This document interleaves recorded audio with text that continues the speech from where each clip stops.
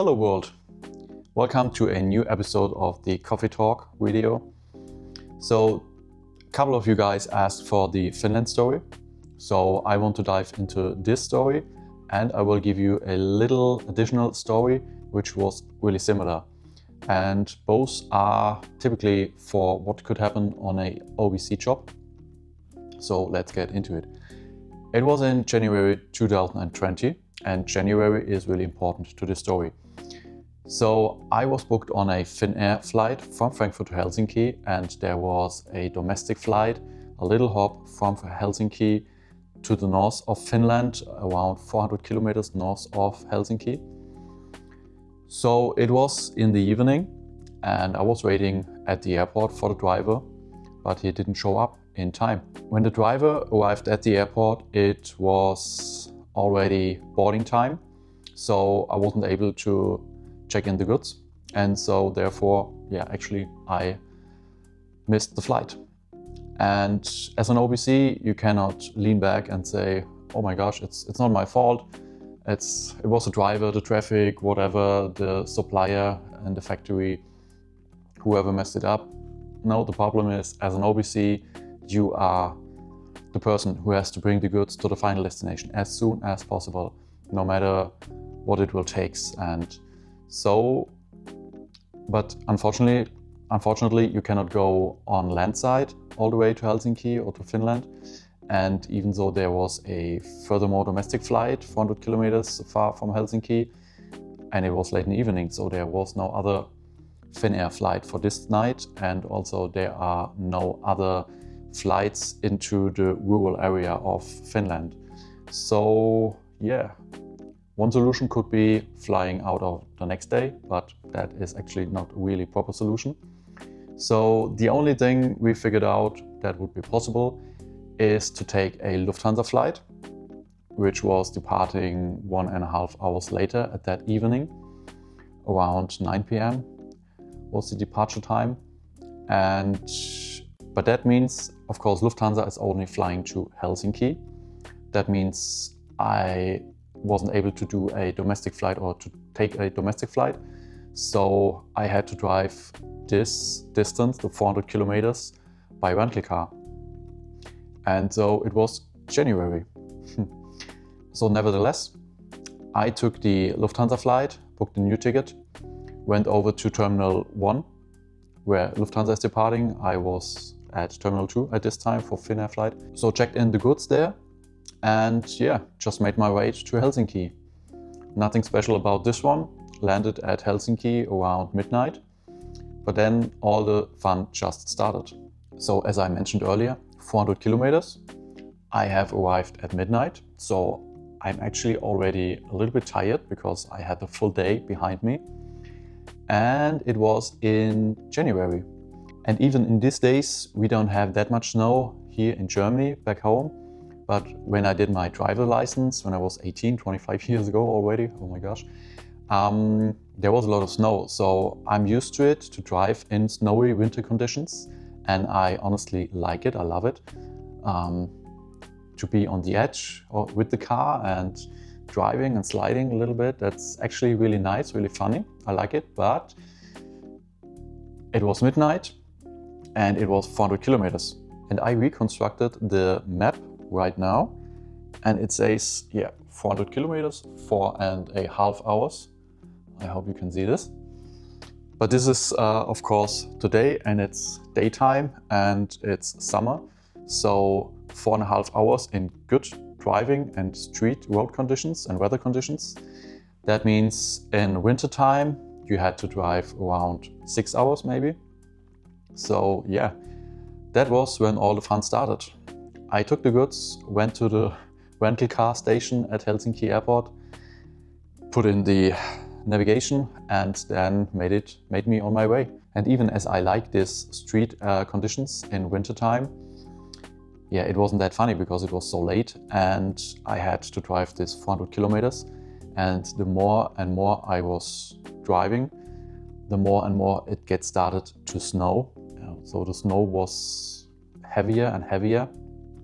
And even though it's not only the snow, something I have never experienced before, as you have snow and ice all the time in Finland, and the trucks come by on the street daily and put the snow to the side. You have white walls on the side, like 1 meters, 1.5 meters high, partly as high as the car itself. So it felt like I'm driving in an ice channel, like a Olympic bob ice channel. So this was one thing. And something I never had before as well was they had spikes on the tires, because it's not only snow and you put some gravel on it or some salt on it. You have this really ice where you drive on an ice surface and you have the ice walls on the side, and then you had the snow from the top, the fresh snow from the top. So, and it was all during the night. So this was really super exhausting. I had to drive so carefully all the time.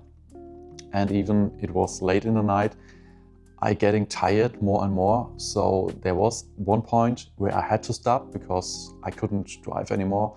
Something around 3 a.m. maybe. I was so tired, so I pulled over the car to the side. I was looking for a side where I was able to park by. And it was, of course, so cold, minus 20 degrees. So I had to leave on the engine. So yeah, it wasn't really comfortable, of course, but I just took a short nap, 30 minutes, and then went on. In the end, I arrived at the factory where I was supposed to deliver the goods around 6 a.m., 6:30 a.m. I was driving in these really weird heavy winter conditions with ice on the road, with snow from the top, fresh snow.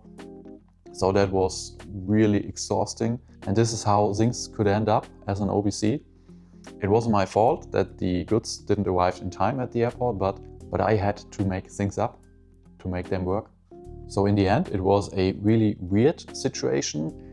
At some point, it was really frustrating, to be honest, because I had to spend this whole night. But on the other hand, it is my job and I have to fulfill it. So if you guys also thinking about to be an OBC, also think about it's not always that easy. It's not always sitting in an airplane.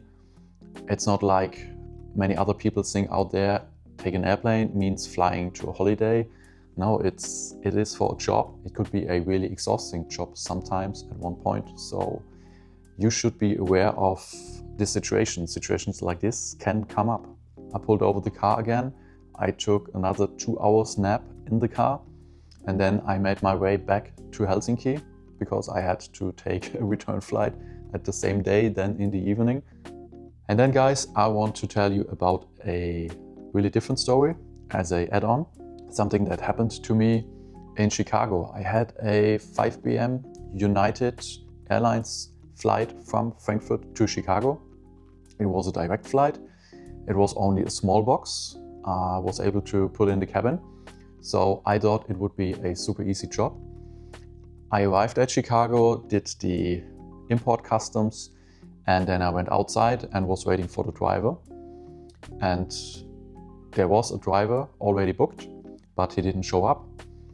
And then we had a couple of phone calls, and in the end, it just turned out the cargo company wasn't able to fulfill the job on the roadside for the last mile.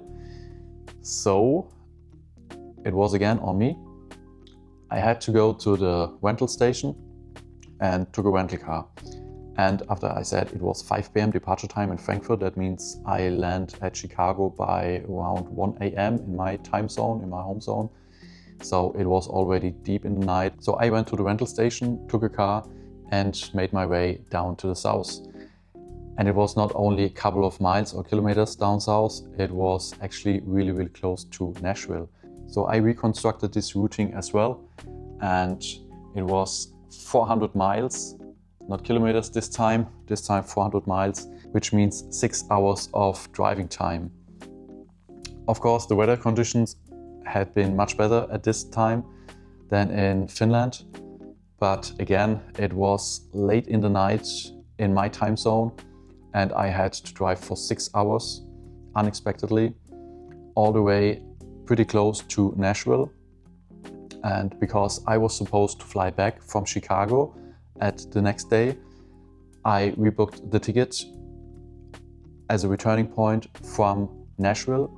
So after the 6 hours of driving and I had hand over the goods, I straight away went on to Nashville airport, dropped off the rental car there and took a domestic flight from Nashville back to Chicago and then from Chicago to Frankfurt. Of course, also during this night I had to take 2 stops to rest a little bit, because it's not human to drive all night or to stay awake all day and then drive all night in the car, which could also be really exhausting for long distances like this. And in the end, if I don't make it to the final destination because I have a car accident, the goods won't too. There is nothing that any customer in this world could say or bring you to a point where you have to go on and have to go on and have to go on. You need to have your break, of course. But you have to do this mix, this balance between go as fast as possible to the final destination, but also to be on the safe side for yourself, for the goods, and for your surroundings as well. All right, so a little summary about these 2 stories.